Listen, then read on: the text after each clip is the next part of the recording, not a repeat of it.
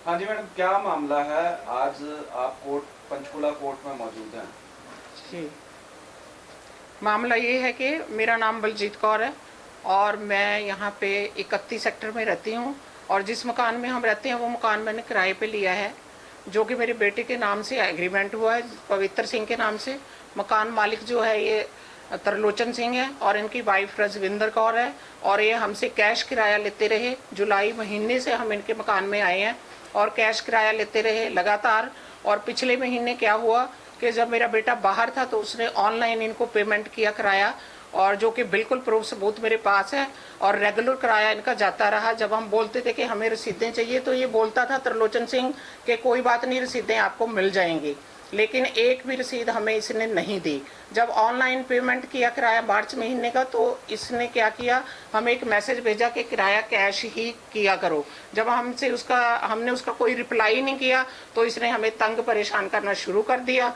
और उसके बाद ये हमें कहने लगा कि तुम्हें नोटिस जारी कर रहा हूँ, मेरा 8 अप्रैल तक खाली कर दो, मेरा ऐसे कर दो। जब ये ज़्यादा परेशान करने लगा तो फिर हम कोर्ट में चले गए। हमने कानून का सहारा लिया, जो कि कोर्ट में केस जो है वो प्रोसेसिंग में है। और उसके बाद भी ये बंदा बिल्कुल नहीं हटा, तरलोचन सिंह और रजविंदर कौर।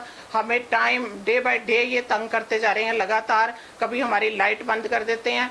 और फिर मैंने कंप्लेंट की 23 सेक्टर थाने में और 112 नंबर पे कंप्लेंट की। पुलिस आई ये रात को, रजविंदर कौर थाने गई एक नॉन पर्सन के साथ जिसका नाम मैं नहीं जानती, और वो भी हमें आके धमकियां देता है। और उसकी गाड़ी इन्होंने अंदर खड़ी कराई जिसका नंबर भी मैं कंप्लेंट में दे चुकी हूँ कि अननोन पर्सन है, अनआइडेंटिफाई, मैं इसका नाम नहीं जानती। और उसकी गाड़ी इन्होंने हमारी पार्किंग में खड़ी कराई और हमारी पार्किंग को बंद कर दिया कि आपसे आपको पार्किंग नहीं मिलेगी। और उल्टा क्या किया इन्होंने, जब मैं कंप्लेंट दे के आई उस पर अभी कोई कार्रवाई नहीं हुई थी कंप्लेंट पे। और मैंने फिर 4 अप्रैल को फिर एक कंप्लेंट डीसीपी साहब की।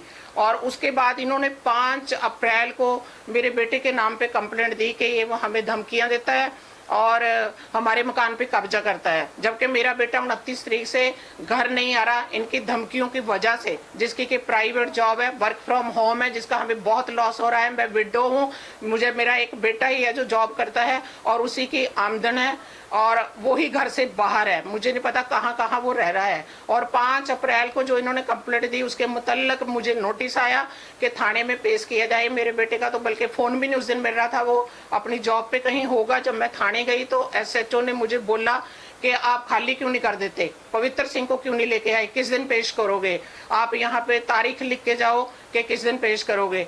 तो ये ऐसे जबरदस्ती मुझसे स्टेटमेंट भी लिखवा रहे थे जो कि मैंने नहीं लिखवाई कि मुझे अब पता नहीं चल रहा मैं क्या करूं। मैंने इनको बोला कि 31 मई तक हमारा एग्रीमेंट है, 31 मई 5 तक एग्रीमेंट है हमारा। तो एसएचओ ने बोला कि नहीं आप खाली कर दो, वहाँ मर्डर हो सकता है, कोई ऐसे हो सकता है। तो मुझे इनकी धमकियों से फिर लगा कि ये तो कुछ और ही मामला कर रहे हैं। और उसके बाद मैंने कोई स्टेटमेंट नहीं दिया।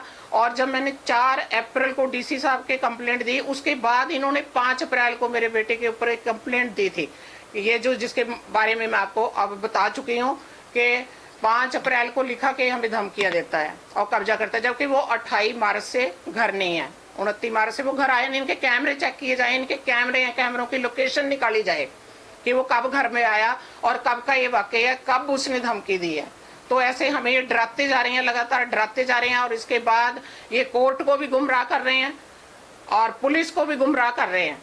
और ये बिल्कुल भी स्टेटमेंट देने के बाद भी जो इन्होंने 26/3 को स्टेटमेंट दी है कोर्ट के कि हम जी इनको 31 मई तक कुछ नहीं कहेंगे, लेकिन उसके बाद भी इन्होंने उस रूल को तोड़ दिया और फिर जाके हमारी लाइट इन्होंने काट दी, जो कि लगातार बिजली बंद है और वाटर सप्लाई भी बंद है। और ये स्कूल टीचर हैं, ये गवर्नमेंट जॉब है इनकी। और मैं कहना चाहती हूँ कि इनकी पूरी इंक्वायरी करी जाए। इस तरलोचन सिंह को मैंने कभी नहीं जाते देखा, ये घर में ही होता है, पीछे कसी लेके अपनी क्यारियां खोदता रहता है। और मैं सोचती हूँ कि इनकी वहाँ भी जांच पड़ताल की जाए कि ये कैसे बच्चों के भविष्य को भी खराब करेंगे।